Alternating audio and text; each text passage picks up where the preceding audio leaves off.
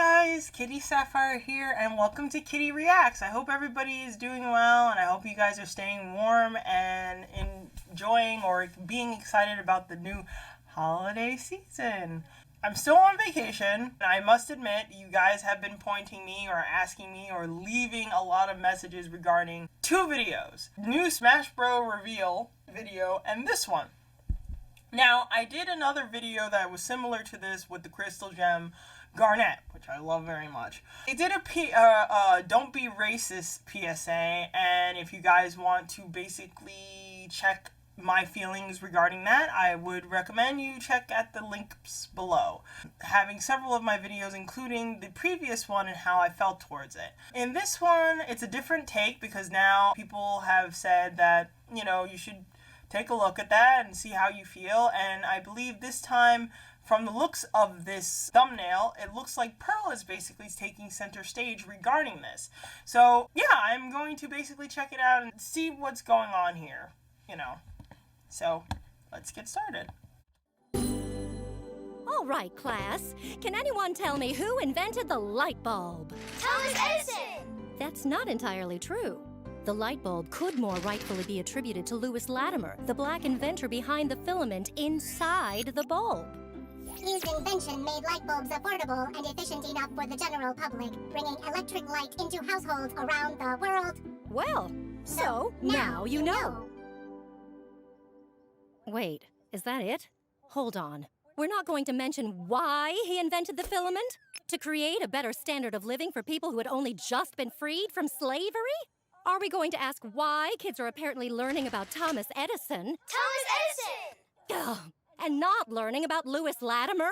These textbooks are incomplete. There were black Roman warriors, black medieval knights, black classical musicians, black cowboys, black fighter pilots. Where are they? I worry about you humans because you only live, what, about 100 years? You rely on these stories to know your own history. Thanks to systemic racism, most of your storytellers prioritize white accomplishments, which leaves you with an incomplete picture.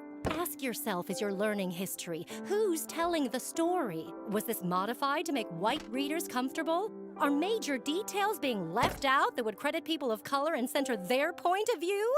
Honestly, I should have asked for script approval before agreeing to do this. We'll do some rewrites. I'm sorry, we didn't know. Well, so now you know. I swear.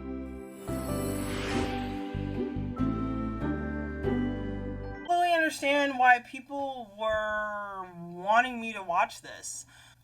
There's a really lot to unpack. Actually, firstly, I like they made fun of a little bit of the 80s style filming of Education, the original Now You Know, which had that little grainy film at the bottom where, you know, you would watch like VHS tapes. You know, that was a common thing. I thought that was kind of funny. With that said, as art choices go, let's talk about the actual subject matter.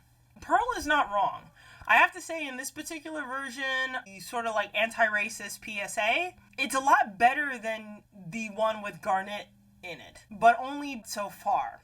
The reason why I say this is because of the fact that Pearl goes into a little bit more detail about the possibilities of why this is happening. She raises a good point that, you know, our history is kind of incomplete. Well, not kind of, it is incomplete. In many cases, history is written by the winner, the victor, whoever's writing it.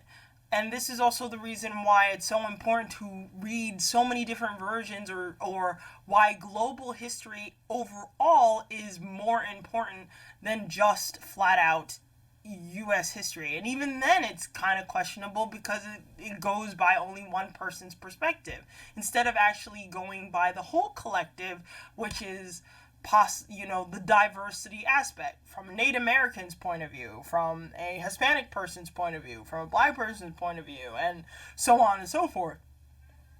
You know, even, you know, the Italian point of view, the various people, the various different dynamics and ethnicities that make up the country that we live in. It's very important. So I appreciate where she was going with this and why, you know, asking questions about your history is so important. And she's right. She talked about black Romans, which are true.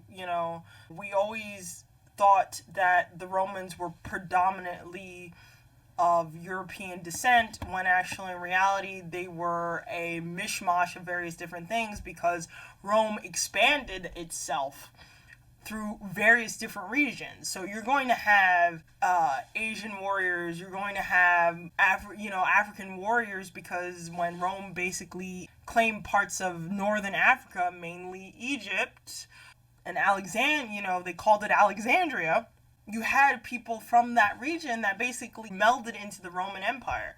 Also the fact that, she pointed out, black inventors. There's several black inventors that are not necessarily talked about. Hidden figures. They just recently talked about, the black women that help the U.S. get to the moon.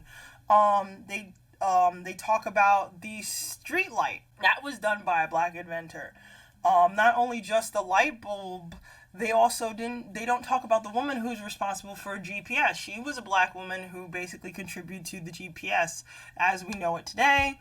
The guy who made your childhood toy, as in the Super Soaker, that was done by a black guy, a black man, a black inventor. The long laundry list of people of color that are basically not mentioned at all is quite disturbing in various cases, because they are just as much as valued, or should be just as valued as any other inventor, but they're not. Like, they didn't mention the Moors who were basically, you would consider them the Black Knights, literally African knights. The Moors went into Europe and basically taught them various different things, including certain bathing techniques and hygiene techniques that wasn't present during the European. And actually you see traces of Moors throughout, the certain attributes such as the freckle textures, the red, the coarse red hair, those are genetic genes from that particular line. Another thing is they don't talk about the royalty. Africa had royalty. They had the Empire of Kush. One of my personal favorite royals, the Empress of Kush, the one-eyed, her name escapes me, but she's known as the one-eyed Empress, who basically fought off the Romans for a bit and actually did the biggest, in my opinion, one of the biggest trolling aspects in history by giving the Romans golden arrows as a sign of peace. But if the Romans broke the treaty between them and her people, basically she said, keep the arrows, you're gonna need them. And I thought that was pretty badass. And then also the fact she was not your stereotypical thin, she was a royal, but she also showed that she was her stature, not only the fact that she was black and she was a woman, but also the fact that she was also a very voluptuous woman at that.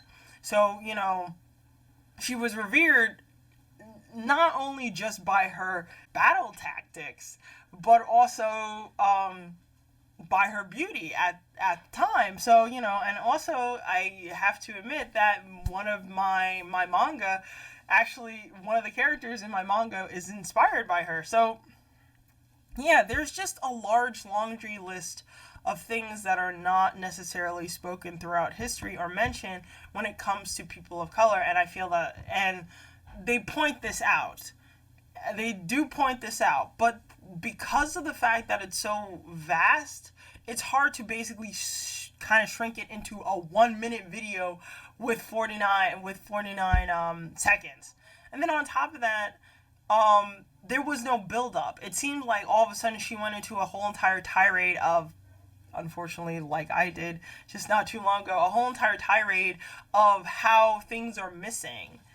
And instead of basically questioning it, I know Pearl has been on Earth for a very X amount of time, but even though she was on Earth for an X amount of time, she's still learning certain ways of humans. So instead of not necessarily just yelling or, or ranting about this. It's more like, I would think for Pearl it would be more of a question. It's like, well, why do you have all these things missing?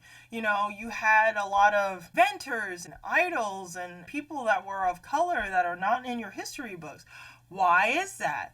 Why, it's more of, instead of ranting and sort of like pushing the idea that these things are not only the things that are missing, it's more like getting you to answer the question. By she constantly asking you questions like a child would be when, oh, so why the sky is blue? Or when a child is so curious and not knowing the world around them and they're constantly bombarding you with questions, I think that is more inclined, it's annoying, but it's more inclined for you to because of the fact that this is something that you care about, or this is someone you care about, and I know a lot of people are huge Steven Universe fans and Pearl fans, that they're more inclined to actually want to answer the question. Her rant was very sudden, and it would just keep going and going and going, and not seeing a end in sight, and more like pointing fingers of what? Because unfortunately, we, as the present generation, we are the byproduct of what happened previously. We contribute to the situation, negative or positively to the situation, but at the same time, not of entirely our own making as well. We just manage or try to manage in this situation. But we also know it's very important to understand your surroundings so you become more of the solution and not the problem. So, this is a nice try, nice step, a much more better step in the right direction, because the previous video with Garnet, like I mentioned before, again, if you guys want to see my reaction to that video, click at the link at the bottom below. Like I said, the previous PSA, for lack of a better word, was lacking because of the fact that there's so many ranges, and it just said, oh, don't be racist. Well, there are many components of falling into those prejudices knowingly and unknowingly. And you have to go through various different points to have a better understanding of why, this is a problem.